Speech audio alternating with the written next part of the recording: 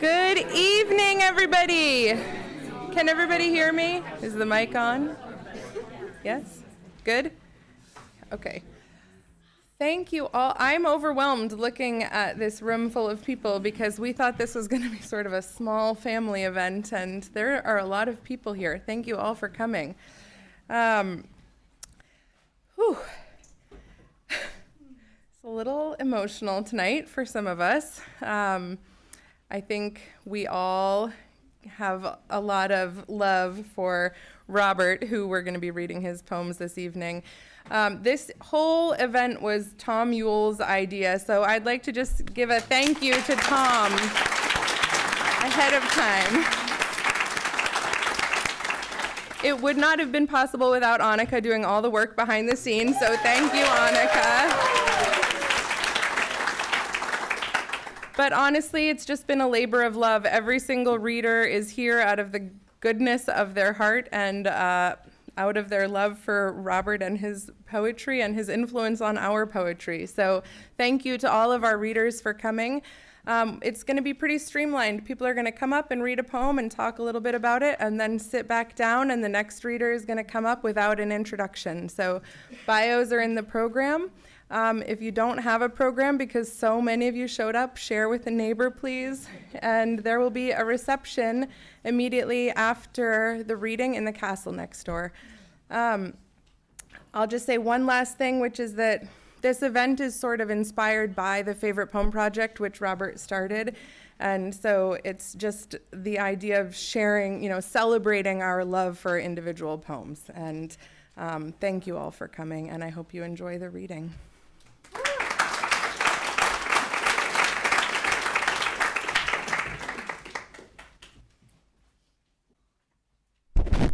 Hi, I'm Maggie. It's amazing to be here and to see all these faces of so many people that I just feel lucky to know. So in the Favorite Poem video featuring Stanley Kunitz, who's the only poet we recorded for the Favorite Poem Project, he describes wandering the stacks of the Widener Library and coming upon a volume by Gerard Manley Hopkins and pulling it down and opening the book. And he says in the video, I knew after reading a poem or two that this was the kind of poetry I wanted to be dedicated to for the rest of my life. And a parallel moment for me was when I was 19 and an undergraduate. I heard a poet who came to my undergraduate institution, and I heard this poem that I'm going to read, and I was struck mostly by the sound of it, and by Robert's, that's good, spoiler alert,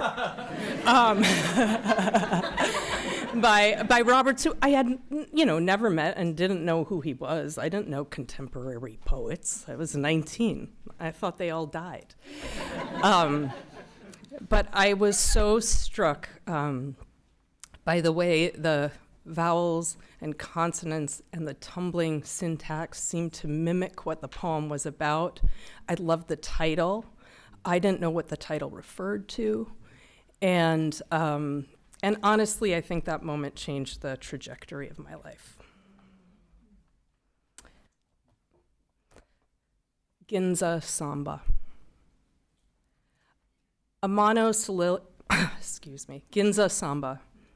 A monosyllabic European called sax invents a horn, walla whirlity wah, a kind of twisted brazen clarinet, but with its column of vibrating air shaped not in a cylinder, but in a cone, widening ever outward and bawa, spouting infinitely upward through an upturned, swollen golden bell rimmed like a gloxinia flowering in Sax's Belgian imagination. And in the unfathomable matrix of mothers and fathers, as a genius graven humming into the cells of the body or cupped in the resonating grail of memory, changed and exchanged as in the trading of brasses, pearls, and ivory, calicos and slaves, laborers and girls, 2 cousins in a royal family of Niger known as the Birds or Hawks. In Christendom, one cousin's child becomes a favorite Negro, ennobled by decree of the Tsar, and founds a great family, a line of generals, dandies, and courtiers, including the poet Pushkin, killed in a duel concerning his wife's honor, while the other cousin sails in the belly of a slave ship to the port of Baltimore, where she is raped and dies in childbirth. But the infant will marry a Seminole, and in the next chorus of time, their child fathers a great hawk or bird with many followers, among them this great-grandchild of the Jewish manager of a Pushkin estate, blowing his American breath out in the wiggly tune, uncurling its triplets and sixteenths, the Ginza samba of breath and brass, the reed vibrating as a valve, the ether, the unimaginable wires and circuits of an ingenious box here in my room, in this house built 100 years ago while I was elsewhere.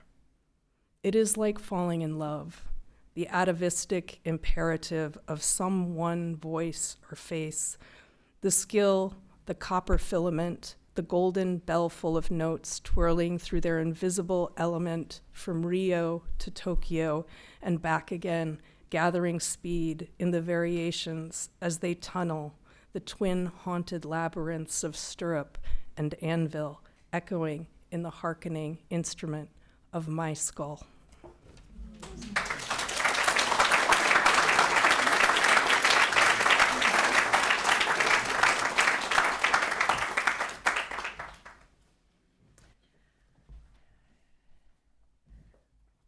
In one of my very first days as an MFA student here at BU with Robert, he brought our entire cohort into his office and we all huddled around his desk, and he pulled up a website and said, "You really should look at these videos." And showed us 1 or 2 favorite poem project videos. And I stood there in the office and thought, I didn't realize that the thing that I wanted to do with my life was happening already, and I was just in awe of it. I couldn't believe that there was this project, this living, breathing project that was just sharing poetry with the world, one person at a time, one individual meaning at a time. And I finished my MFA program. I went off to Istanbul to marry my boyfriend, and then Robert convinced me to come back, and I've been so lucky to be running this thing, you know, handed down from Maggie through many wonderful directors, and to see the influence that Robert has directly on people's lives is an incredible thing. You know, we see students walking through the office regularly that every single one of them has a story like this, and it's incredible. And it really made me start thinking about the generational impact that a single person can have. The poem I would like to read is At the Sangoma, which essentially talks a lot about generational impact and ancestry and what comes next. So, at the Sangoma. I asked the ancestors about my suffering. You cannot understand it. You were born to too much of the possible. If I was born free, then what are you to me? You were not born free.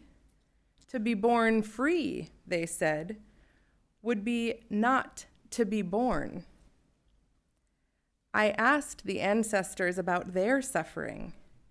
Because it was ours, now it is yours, as the shape of your head is yours.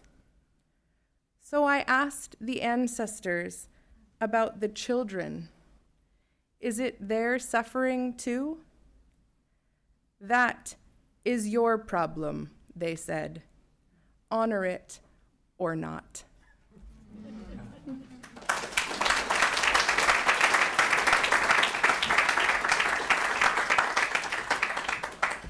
Hello, I'm not Brandy. She couldn't be here, so I'm Carl. Just didn't want you to get confused. And I don't know, it's very strange. I'm moving to be here. Thank you, Tom, for organizing us. And I'm mostly just going to read these poems, but I do want to say there are two, I think, pivotal moments. The thing that I'm most grateful for Robert, besides, of course, infinite teaching and wisdom, is belief in me when there were many reasons not to believe in me, and how we kind of met. So I basically begged him to let me come to his house in person and give him a manuscript after the deadline for the program to see if I could get in. Which, if anyone did that to me now, I would think there was something wrong with them and I would have a restraining order. But he was very kind and said, sure, come on over. And then said, come on to the program. That was nice. And then later, when I said I didn't know what I was going to do for the rest of my life, he said, you know, there's some job like for 3 years in St. Louis. You should try it out. Maybe you have a chance. And then 33 years later, I've just retired from this job. So it turned out great. Thanks, Robert. So I'm going to read two poems, and I'm not quite sure how it is that I have two and everyone else has one, but I wasn't said no to when I said I would do two. So this is called The Daydreamers. All day, all over the city, every person wanders a different city, sealed intact and haunted as the abandoned subway stations under the city. Where is my alley doorway? Stone gable, brick escarpment, cliffs of crystal. Where is my terraced street above the harbor, cafe and hidden workshop, house of love? Webbed vault, tiled blackness. Where is my park, the path through conifers, my iron bench, a shiver of ivy and margin birch above the traffic? A voice. There is a mountain and a wood between us, one wrote, lovesick, where the late hunter and the bird have seen us. Aimless at dusk, heart muttering like any derelict, or working all morning, violent with will, where is my garland of lights, my silver rail? And then this poem is called The Want Bone, which I wrangled from Erin Ballou when she also was not able to show up, and so I thought I'm going to get something out of this. So, The Want Bone. The tongue of the waves tolled in the earth's bell, blue rippled and soaked in the fire of blue. The dried mouth bones of a shark in the hot swale gaped on nothing but sand on either side. The bone tasted of nothing and smelled of nothing, a scalded toothless harp, uncrushed, unstrung.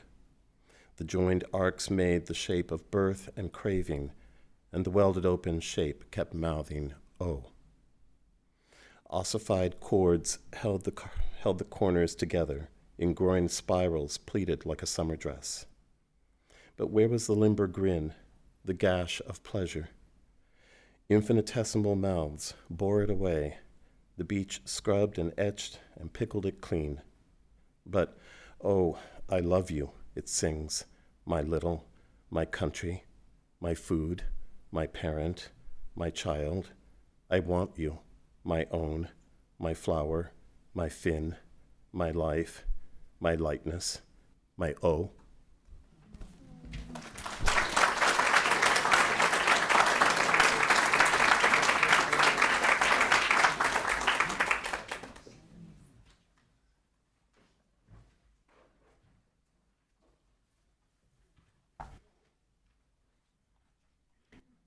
I'm Jennifer Clarvo, and I was a grad student with Robert in the middle of the 1980s in Berkeley.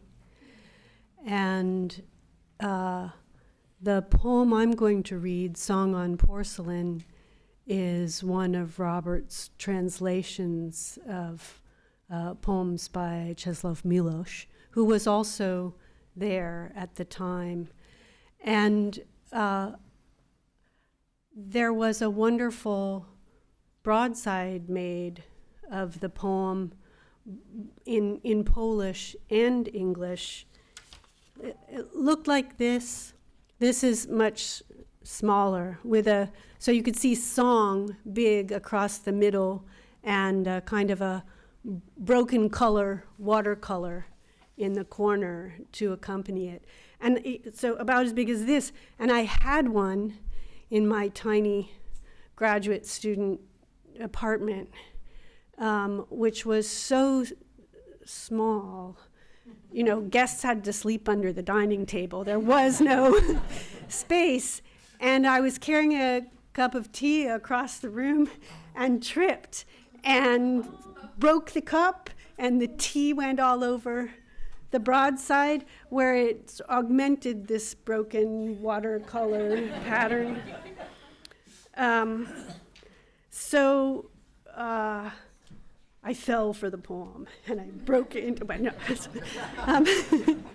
So anything I could say about this poem, I keep forgetting it's a translation, but that also, I'm sure, speaks to the strength of it as a translation. It has a deceptively simple song-like feel to it, and it teaches us how much that is heavy could be carried in something like a light tune. Tune isn't the right word, but there's so much range of feeling in the simple measure, and I don't care if it matches the original or not. Surely it speaks for it. When I went to look for it to read it tonight, I saw that there are some tiny changes between the version in figured wheel and the version on the broadside, but I'm going to stick to the version on the broadside because that's the one whose piece is lodged in me. So, Song on Porcelain. Rose-colored cup and saucer, flowery demitasses, they lie beside the river where an armored column passes. Winds from across the meadow sprinkle the banks with down. A torn apple tree's shadow falls on the muddy path. The ground everywhere is strewn with bits of brittle froth. Of all things broken and lost, the porcelain troubles me most. Before the first red tones begin to warm the sky, the earth wakes up and moans. It is the small, sad cry of cups and saucers cracking. The master's precious dream of roses, of mowers raking, and shepherds on the lawn. The black, underground stream swallows the frozen swan. This morning, as I walked past, the porcelain troubled me most. The blackened plain spreads out to where the horizon blurs in a litter of handle and spout, a lively pulp that stirs and crunches under my feet.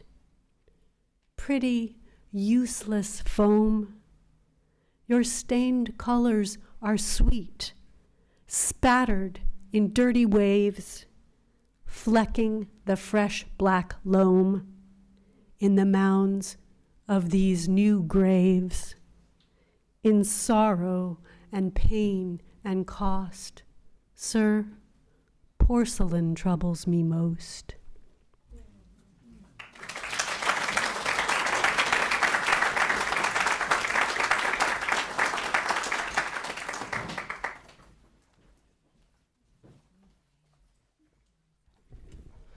Hello, I'm Kieran, and I'm going to read a very short poem.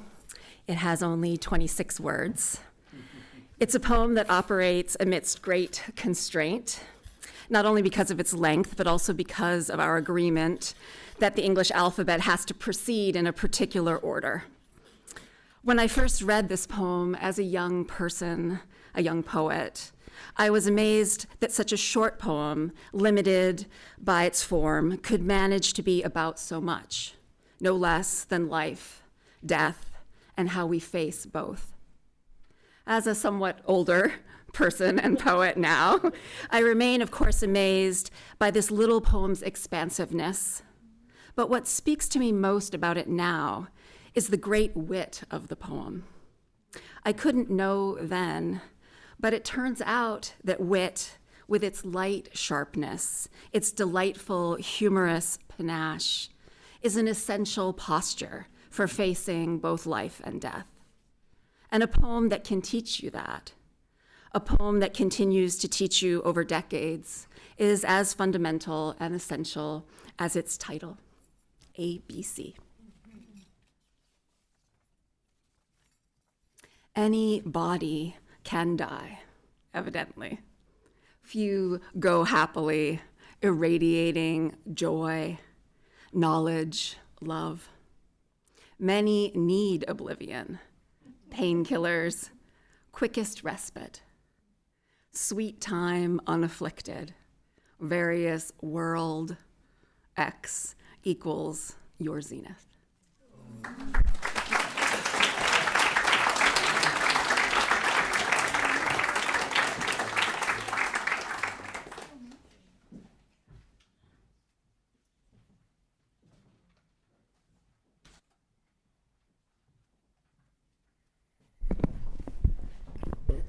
Hi, I'm Eric. I'm really glad that I get to follow ABC because it gives me a good excuse to mention that in my office at the school where I teach, I have a plant. It's one of those sort of standard issue in an academic office plants, the kind of unkillable kind.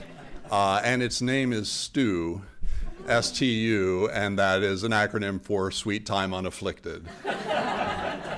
Which is probably the refrain that I go through life saying most these days.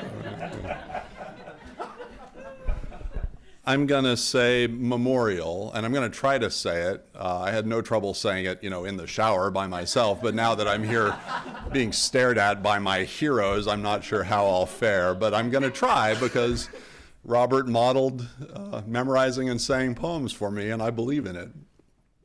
Memorial. I spent a lot of years trying to write this poem, a lot of years, and I think I'm still trying. Memorial, J-E and N-M-S. Here lies a man, and here a girl. They live in the kind of artificial life we give to birds or statues, imagining what they feel. Or that like birds, the dead each had one call, repeated, or a gesture that suspends their being in a forehead or the hands. A man comes whistling from the house. The screen snaps shut behind him. Though there is no man and no house, memory sends him to get tools from a familiar shed, and so he strolls through summer shade to work on the family car. He is my uncle, and fresh home from the war, with little for me to remember him doing yet. The clock of the cancer ticks in his body or not, depending if it is there or waits. The search of memory gains and fails like surf. The porch and trim are painted cream. The shakes are stained. The shadows could be painted. So little wind is blowing there, or stains on the crazy paving of the front walk. Or now, the shadows are moving.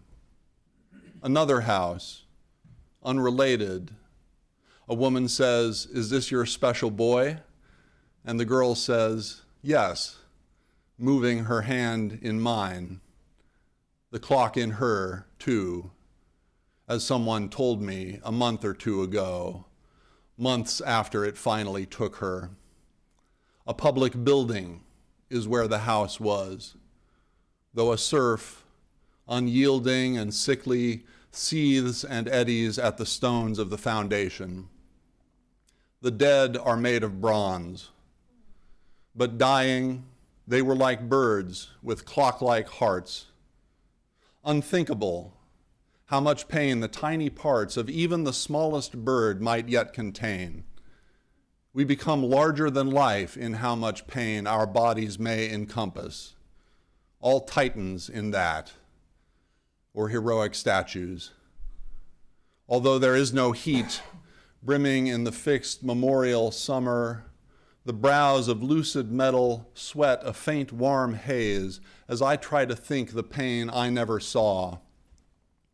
Though there is no pain there, the small birds draw together in crowds above the houses and cry over the surf as if there were a day, memorial, marked on the calendar for dread and pain and loss, although among the dead are no hurts, but only emblematic things.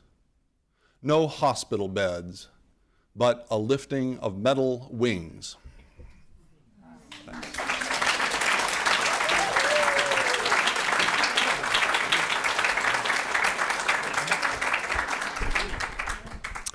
Hello, everyone. My name is Aaron, and I'm going to read Robert's poem entitled Poem of Names. I remember exactly where I was when I first heard this poem. It was April 2019 at Yale. Robert was giving a reading there, and he presented it as a new poem. And this is before it came out in the New Yorker the following fall. And after his set, they had a Q&A, and there was a young man near the front, and he raised his hand, and he asked Robert, "Have you already written all your best work? Is it?"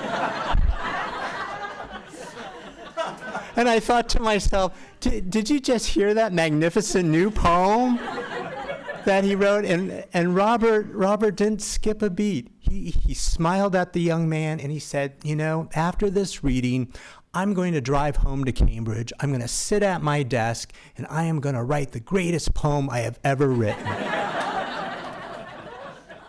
And he's never failed to do that, right? Great poem after great poem.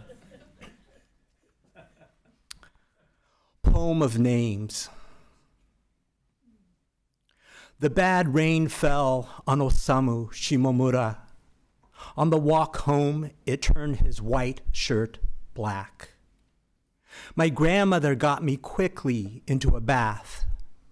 It likely saved me from death by radiation. Tuvalu's Ernst Berinsky would not discuss his family killed by Nazis, an area I have liquidated for my mental health. His grave at Tuvalu, a kind of shrine. Salma begat Boaz, Boaz begat Obed, underground river of passion and retrenchment. Thank you, Elliot, Simon, and Hazel, for wanting to talk with me about my dying someday. Bucky had been so cold when you touched his body. A compliment for me, that conversation. It almost doesn't matter what we said. I thought of Milford, your great-grandpa, that time I asked him, did he believe in life after death? I guess that you are my life after death, he said. A boy named Christian at a Q&A in Texas asked me, the visiting poet, what motivates you? What gets you out of bed each day? Good question. The pride of Ernst Berinsky of Mississippi, the shame of Nathan Forrest of Pillow Hill, Willie Lee Rose, historian of Reconstruction, Congressman Pellegrino Rodino, called Pete. It's the dead people that motivate me, Christian. Dorothy Pinsky Wright, William Butler Yeats. As to your name, I remember Don Polk saying, "A lot of Jewish people think they're white, but no, they're not."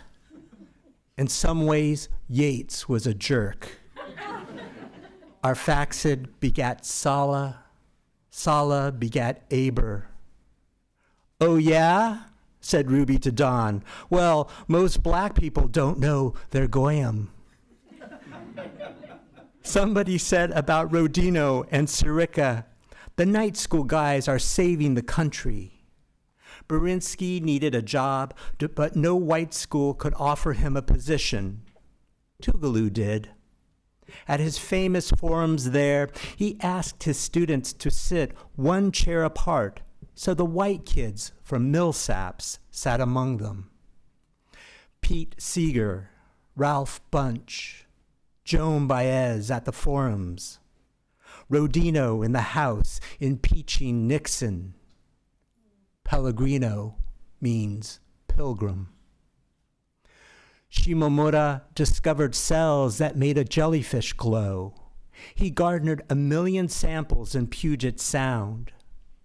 A protein in Equoria Victoria embedded to glimmer in other life transformed the study of living things. Years later, the Exxon Valdez oil spill left nearly all those Equoria dead, a poisoning that Shimomura indicted, he whose grandma had washed away the ashes.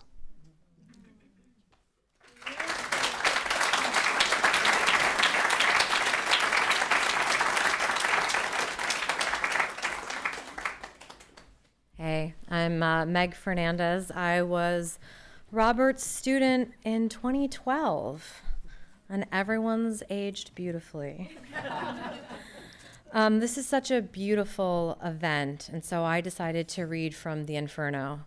Obviously, I'm teaching this to my students at NYU this semester. It's a beautiful translation. I remember watching a video of Robert saying the Italian really moves along, and so the pacing and the music of this translation have moved me every time I've read it. It's my third time rereading it. And I'll just say everything that I learned about how to be a musician and both a philosopher in a poem, I learned from Robert. I learned that you could say something really serious and you could also sing it. So we're reading from Canto 8. We as in all of us, have just crossed the river Styx.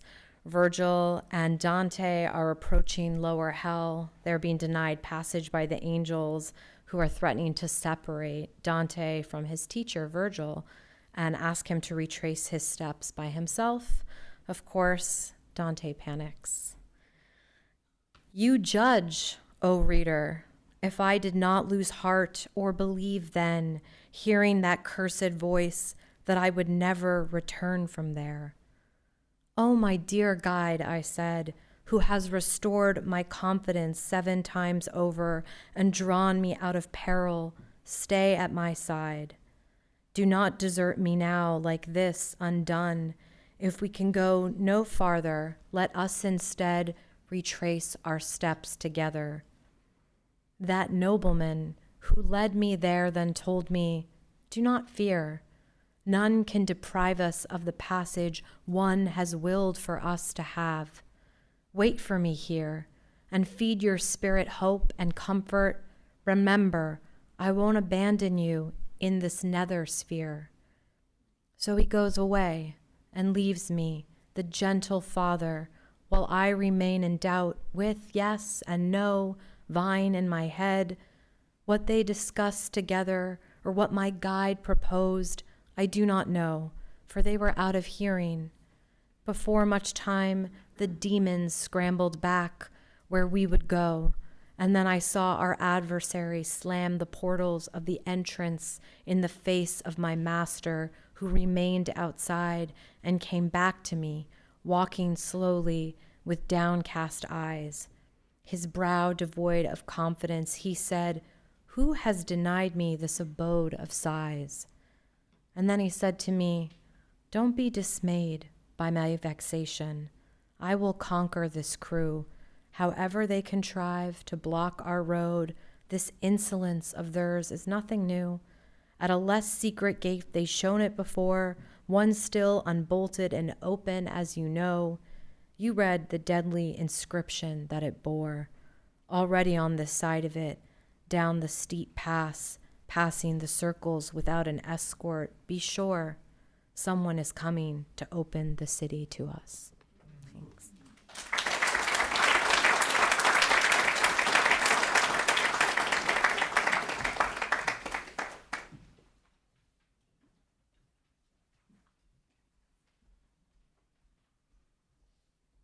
Hi, everyone. I'm Catherine Hollander, Katie to many people here, including Robert. This is such a wonderful, beautiful night. It's been a pleasure to hear from everybody so far, and I want to thank Annette and Annika and Tom for putting this together. I think the best thing about the best teachers is that you keep having conversations with them even after you've left their classroom. And of course, I mean the conversations that I get to have occasionally with Robert at events like this, or sometimes lunchtime, I get to hear some Jewish jokes that I hadn't heard before that I like a lot. Then I tell my dad. But the conversations that I kind of mean as well are the ones that you have in your head with your teachers, even when you're not with them. And so when I was thinking about what I wanted to say about Robert today, I decided, actually, I didn't want to say anything about Robert. I wanted to say something to Robert. It was something I've been thinking about since it happened, and I just want to tell you about it.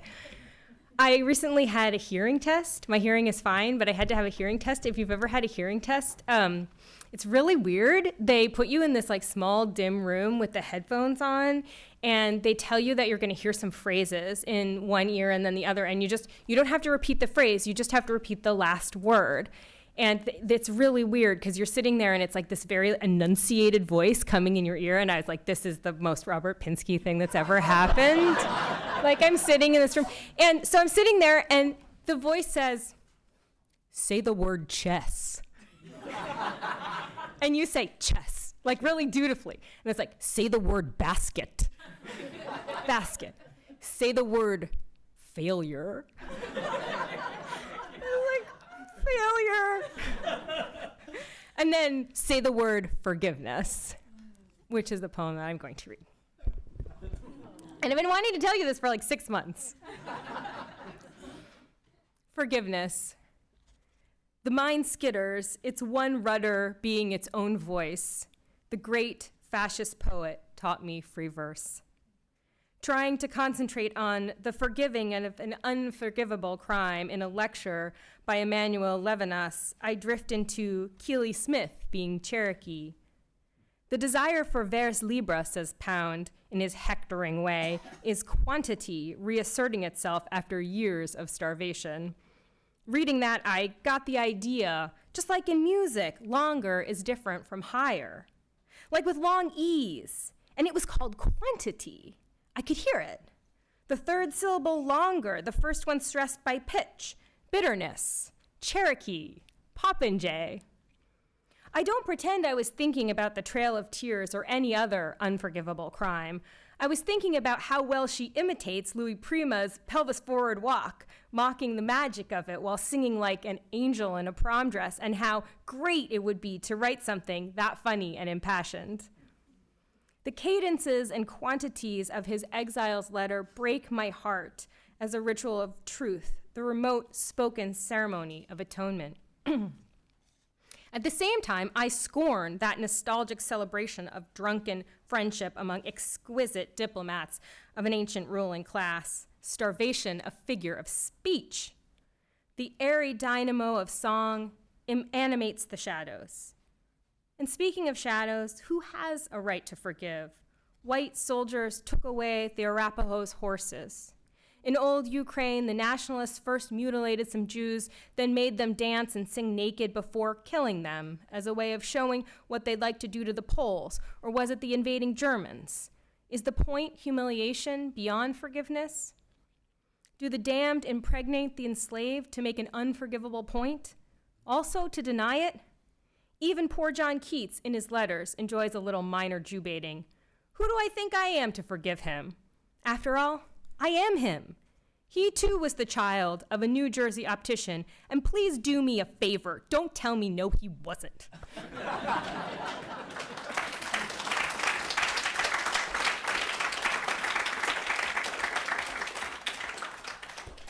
I'm so glad to be among poets because I called my dad earlier, who's a very sweet man who tries to like poetry because his daughter is a poet, but really works in finance and has no clue what I do. And he said, "It's so nice that you'll be reading at this thing for Robert. What are you going to read?" And I said, "It's a poem called Dying." And there was like a long just silence. And I could hear he was driving. I could like hear the gravel under his car. And he said, "That's very you." But this is a poem I have loved since high school. It was actually the first Robert poem I encountered. And I think the reason I love it so much is it has that typical Robert humor in just being able to talk about something so serious and devastating, but making me laugh. Similar to the way when I got in the program, he called me, and instead of saying, "Hi, I'm Robert Pinsky from Creative Writing at Boston University," he said, "I'm Robert Pinsky, and you went to the University of Michigan, so you know that you're smart enough to know that I'm not calling you to say you didn't get in." Or the way when I was hired to basically administrate the creative writing program at 23 and panicked every week and a half, he would say, "Rarely is poetry an emergency." Or the way when I said, "Hey, Robert, I'm reading a poem about dying. Is that okay?" He just chuckled. So this is Dying. Dying. Nothing to be said about it, and everything. The change of changes, closer or further away. The golden retriever next door, Gussie, is dead, like Sandy, the cocker spaniel from 3 doors down, who died when I was small. And every day, things that were in my memory fade and die. Phrases die out. First, everyone forgets what doornails are. Then, after certain decades, as a dead metaphor, dead as a doornail flickers and fades away. But someone I know is dying. And though one might say glibly, everyone is, the different pace makes the difference absolute. The tiny, invisible spores in the air we breathe that settle harmlessly on our drinking water and on our skin happen to come together with certain conditions on the forest floor, or even a shady corner of the lawn.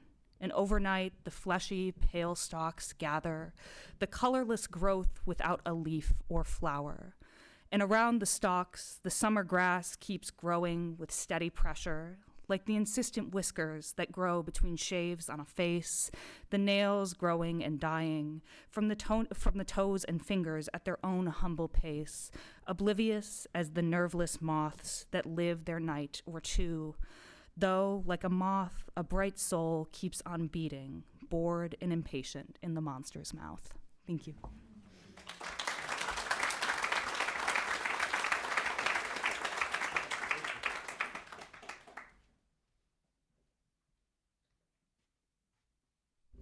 I'm Rachel, and it's indescribably glorious to be in this room among you. And I've been thinking about the time Newsweek interviewed you, Robert, and they said, "Isn't poetry dead?" And you said, "Isn't Newsweek dead?" It seems prescient. I'm gonna say Samurai Song, and before I try to say it, I'm going to say that legions of students and readers and listeners and poets and people need this poem because it returns to us what is lost or missing, and it transforms absences into ideas, warrior possibilities, and ways of being and acting. Its meter combines the staccato song of grief with the comforting refrain of lullaby. I've been teaching Samurai Song for 25 years to university students, high school students, poets, novelists, kids and adults who thought they didn't like poetry. And it changes people. I've also whispered and recited it in MRI tubes and in operating theaters. When I have been in most danger and distress, this poem has tethered me back to myself. It makes us powerful in the way profound poetry can, by articulating our human predicaments and also a way to transcend. Samurai Song. When I had no roof, I made audacity my roof. When I had no supper, my eyes dined. When I had no eyes, I listened. When I had no ears, I thought. When I had no thought, I waited. When I had no father, I made care my father. When I had no mother, I embraced order. When I had no friend, I made quiet my friend. When I had no enemy, I opposed my body. When I had no temple, I made my voice my temple. I have no priest, my tongue is my choir. When I have no means, fortune is my means. When I have nothing, death will be my fortune. Need is my tactic, detachment is my strategy. When I had no lover, I courted my sleep.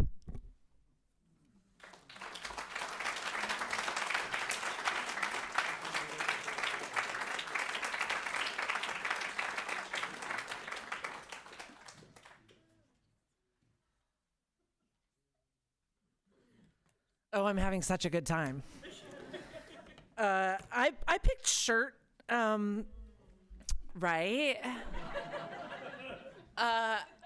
One of the things that's so great about Robert and about his poems that we're all saying in a million different ways is about how they give us permission.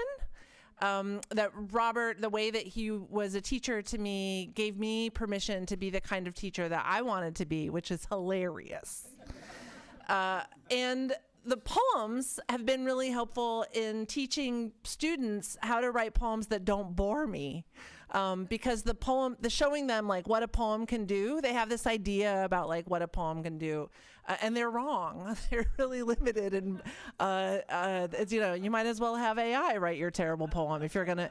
But if you think a lot about a poem like this, you start to think about how it can follow your own very human obsessions and take you down whatever path is interesting to you, and then that's interesting to students, and it's interesting to me.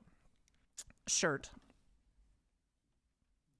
The back, the yoke, the yardage. Lapped seams. The nearly invisible stitches along the collar turned in a sweatshop by Koreans or Malaysians gossiping over tea and noodles on their break, or talking money or politics, while one fitted this arm piece with its overseam to the band of cuff I button at my wrist.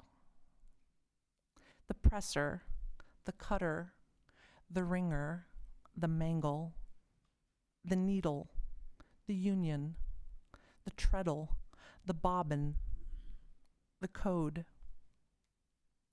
The infamous blaze at the Triangle Factory in 1911. 146 died in the flames on the 9th floor. No hydrants, no fire escapes. The witness in a building across the street who watched how a young man helped a girl to step up to the windowsill, then held her out away from the masonry wall and let her drop.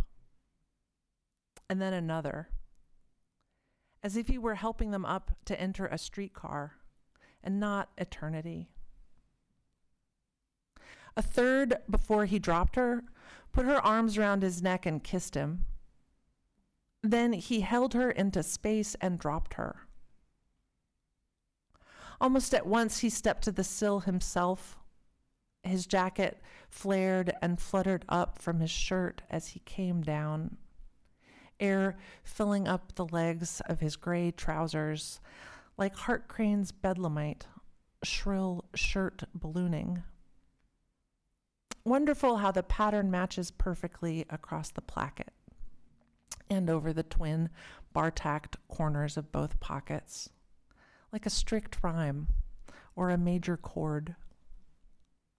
Prints, plaids, checks, houndstooth, tattersall, madras. The clan tartans, invented by mill owners, inspired by the hoax of Ossian, to control their savage Scottish workers, tamed by a fabricated heraldry. McGregor, Bailey, McMartin. The kilt, devised for workers to wear among the dusty, clattering looms. Weavers, carders, spinners. The loader, the docker, the navvy. The planter, the picker. The sorter sweating at her machine in a litter of cotton as slaves in calico head rags sweated in fields. George Herbert. Oh, I'm going to cry. George Herbert, your descendant is a black lady in South Carolina. Her name is Irma, and she inspected my shirt.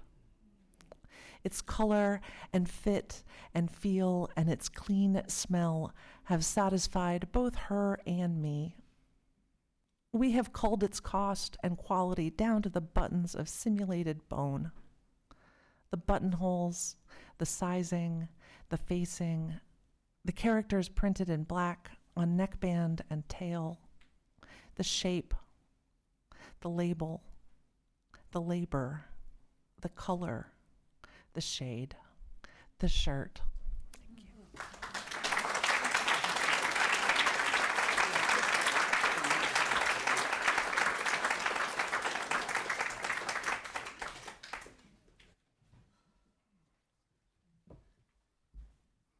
I'm Peter Campion.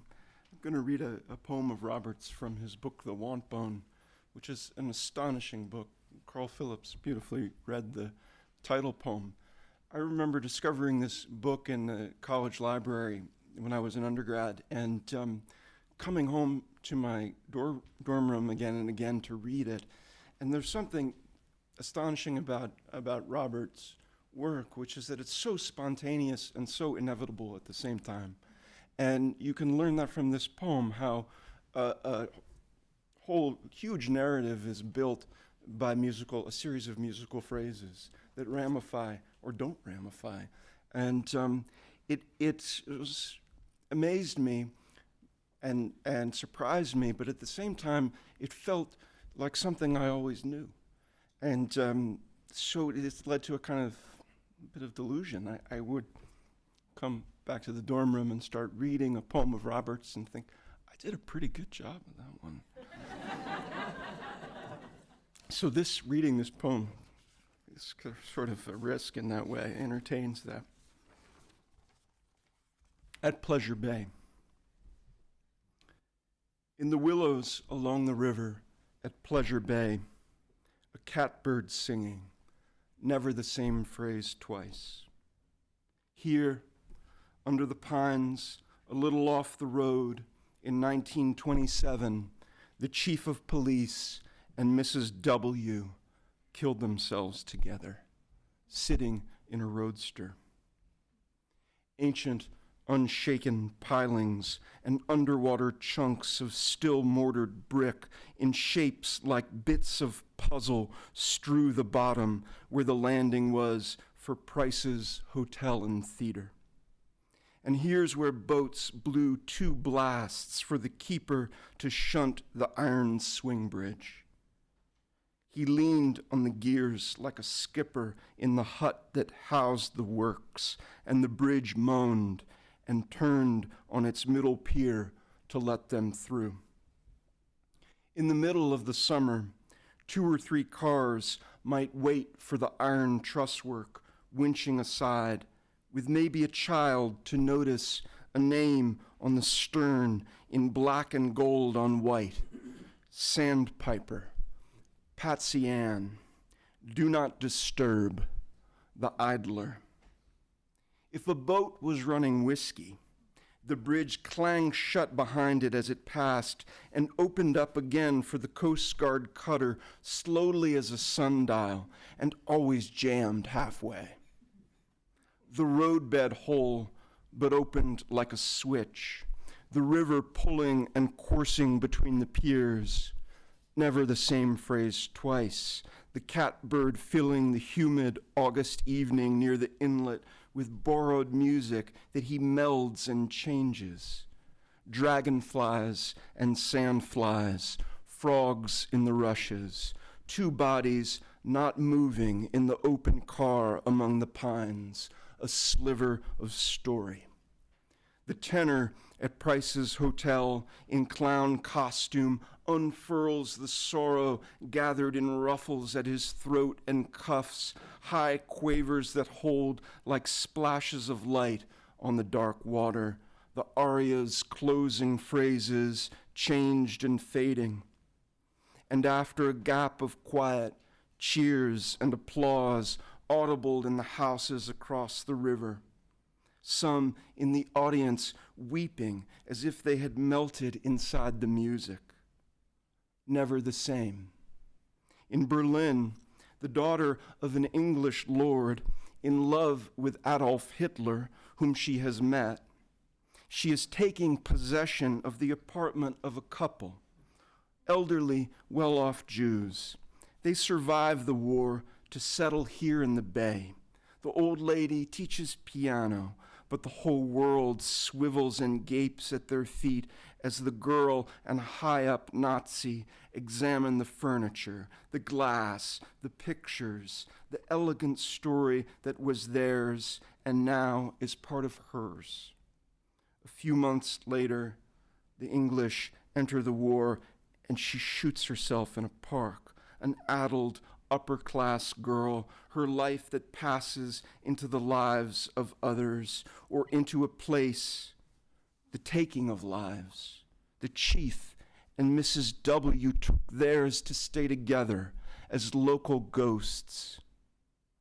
Last flurries of kisses, the revolver's barrel, shivers of a story that a child might hear and half remember, voices in the rushes, a singing in the willows. From across the river, faint quavers of music, the same phrase twice and again, ranging and building. Over the high new bridge, the flashing of traffic homeward from the racetrack, with one boat chugging under the arches, outward, unnoticed through Pleasure Bay to the open sea. Here's where the people stood to watch the theater burn on the water. All that night, the fireboats kept playing their spouts of water into the blaze. In the morning, smoking pilasters and beams, black smell of char for weeks, the ruin already soaking back into the river. After you die, you hover near the ceiling above your body and watch the mourners a while. A few days more, you float above the heads of the ones you knew and watch them through a twilight. As it grows darker, you wander off and find your way to the river and wade across. On the other side, night air, willows, the smell of the river, and a mass of sleeping bodies all along the bank, a kind of singing from among the rushes, calling you further forward into the dark. You lie down and embrace one body. The limbs, heavy with sleep, reach eagerly up around you, and you make love until your soul brims up and burns free out of you and shifts and spills down over into that other body. And you forget the life you had and begin again on the same crossing, maybe as a child who passes through the same place, but never the same way twice. Here in the daylight, the catbird in the willows, the new cafe with a terrace and a landing, frogs in the cattails where the swing bridge was. Here's where you might have slipped across the water when you were only a presence at Pleasure Bay.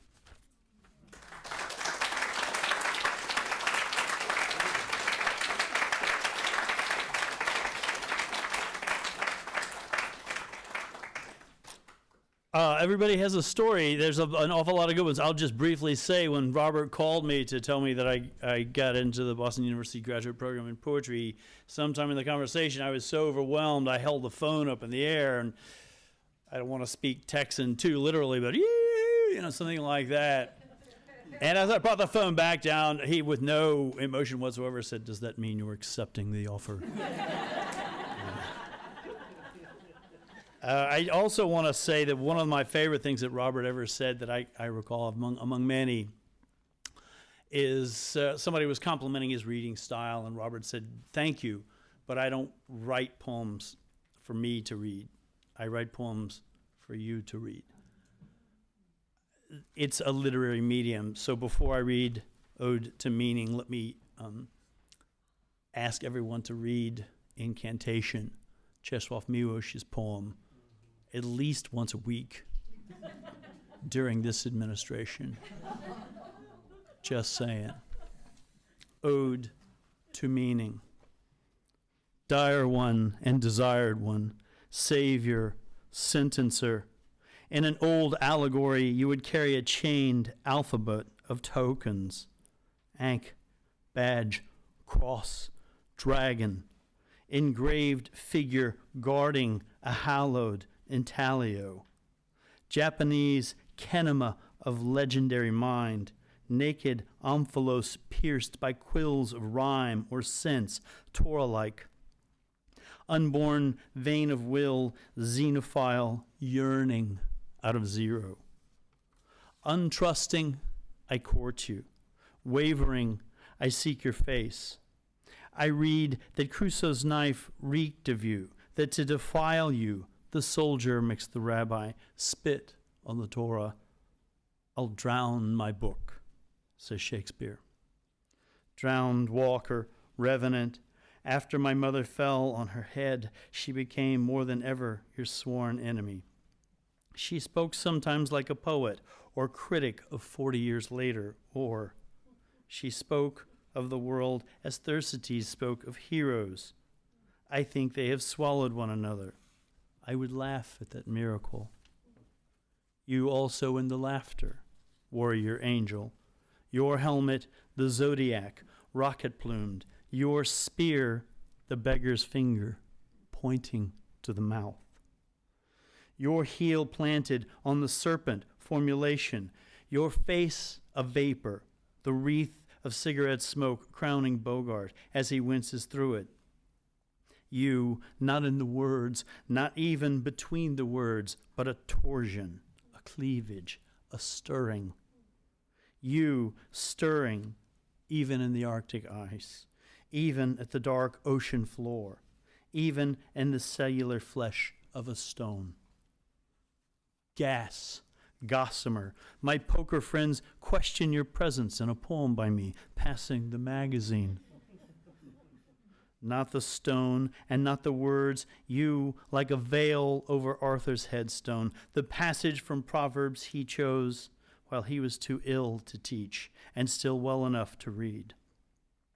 I was beside the master craftsman, delighting him day after day, ever at play in his presence. You, a soothing veil of distraction, playing over dying Arthur, playing in the hospital, thumbing the Bible, fuzzy from medication, ever courting your presence, and you in the prognosis, you in the cough. Gesture, where is your spur, your cloud? You in the airport rituals of greeting and parting. Indicter, where is your claimant? Bell at the gate, spiderweb iron bridge. Cloak, video, aroma, rue. What is your elected silence? Where was your seed? What is imagination but your lost child, born to give birth to you? Dire one, desired one, savior, sentencer, absence, or presence at play. Let those scorn you who never starved in your dearth. If I dare to disparage you, harp of shadows, I taste wormwood and motor oil. I pour ashes on my head. You, are the wound, you be the medicine. There's a line that is attributed to one of the Marx brothers. I had the time of my life, but it wasn't tonight.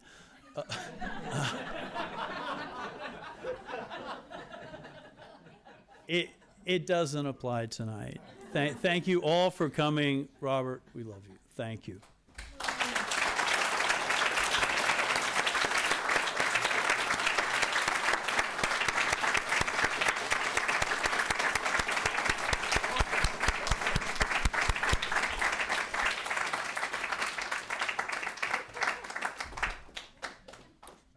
You all know me, you know I couldn't shut up.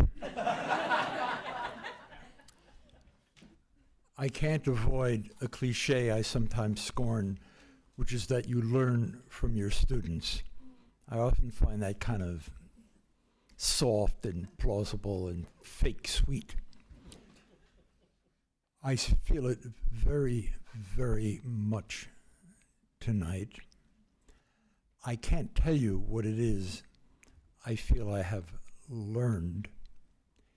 It has to do with the feeling that my country is going downhill more and faster than I had anticipated. And that's part of my lifetime, which is now towards the end. But that, in some way, is sort of local and personal to me.